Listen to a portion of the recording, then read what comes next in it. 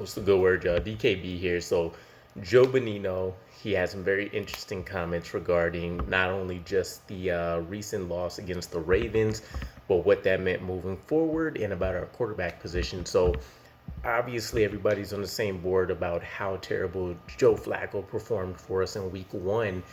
But when he turned his attention to what could happen based on Robert Sala's comments in week two, that Joe Flacco may still remain the starter, even though he did leave the door open for a potential quarterback change, Joe Benigno lost it in classic fashion. He basically said, Joe Flacco's a statue. He's terrible.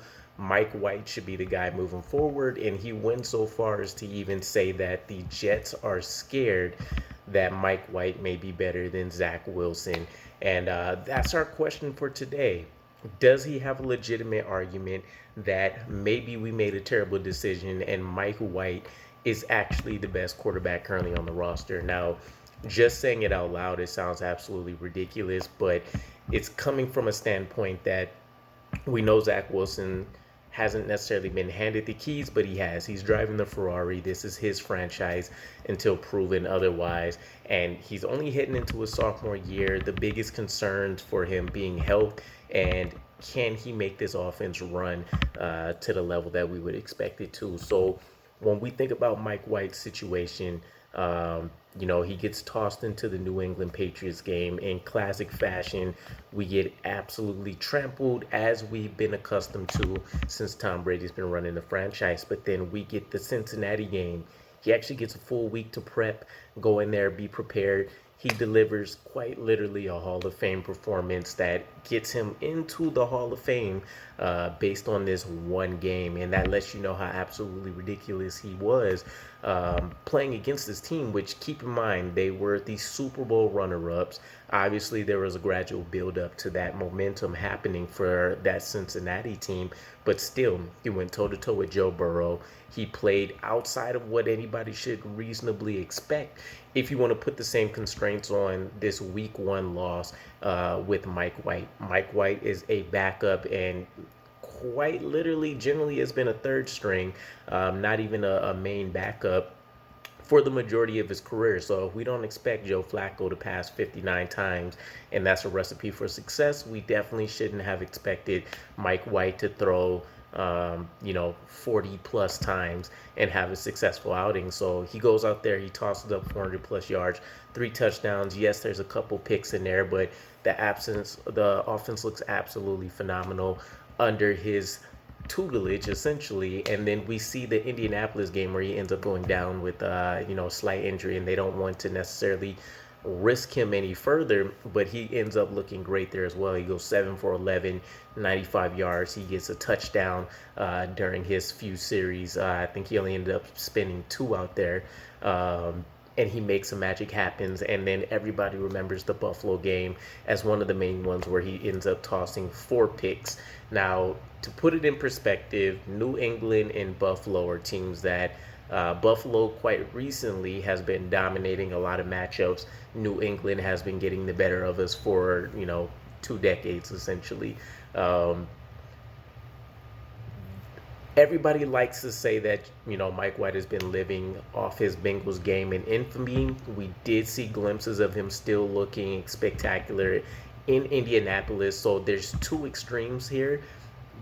Expert game essentially at the Bengals, terrible loss at Buffalo, and then we have this Indianapolis game which has all the makings of being another outstanding game coming through. So generally, and I've kind of been on the bandwagon and maybe getting lost in the sauce of all of these comments that have been getting thrown out, but if we want to look at just what's on paper, what's on film, and what's been done, Mike White has actually been more than a serviceable quarterback. He's looked like a starter in the league.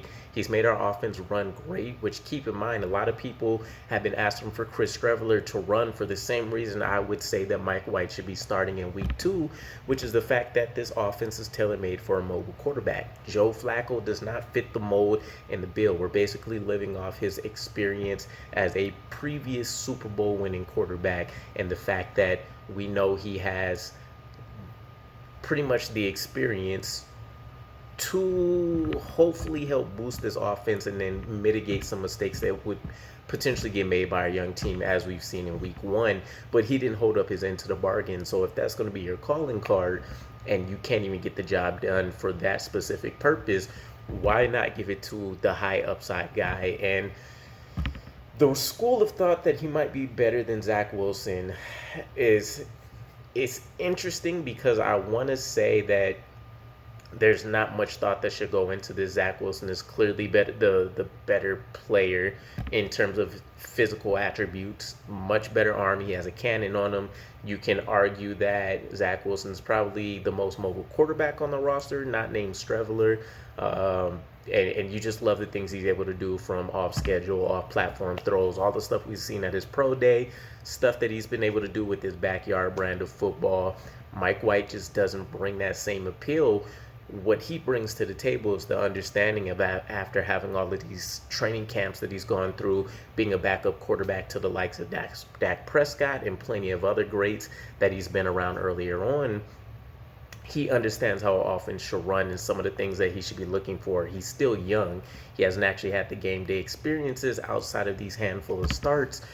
But ideally, you can kind of trust him from what we've seen to go out here and run this offense and not commit huge, egregious mistakes. So potentially, Mike White, the better quarterback right now in terms of being able to operate this offense and get the most out of it. But Zach Wilson gives us the best high upside and obviously the better long-term future for things. So I would say it would be a smart move for us to use Mike White for these next 2-3 weeks in case Zach Wilson ends up going longer, to make sure that our offense is clicking on all cylinders. And then we need to really understand and get an analysis for Zach Wilson and what he can mean for this team, and if we did in fact make the right decision.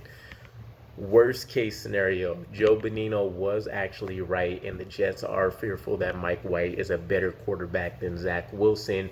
At least we still have our quarterback that we would trust in to hopefully lead us into the future. Mike White still being extremely young, and it just doesn't look bad for Joe Douglas in terms of using a number 2 pick on a quarterback. But chips are all in the poker table, and we got to make sure that, you know, we play our best hand. Zach Wilson happens to be part of that best hand for us. So let me know what your guys' thoughts are. It wasn't worth it to really throw in the numbers from all sides, but I did want to bump up Mike White's previous experience a little bit more with some facts instead of some of the emotions that a lot of the fans have been writing off of.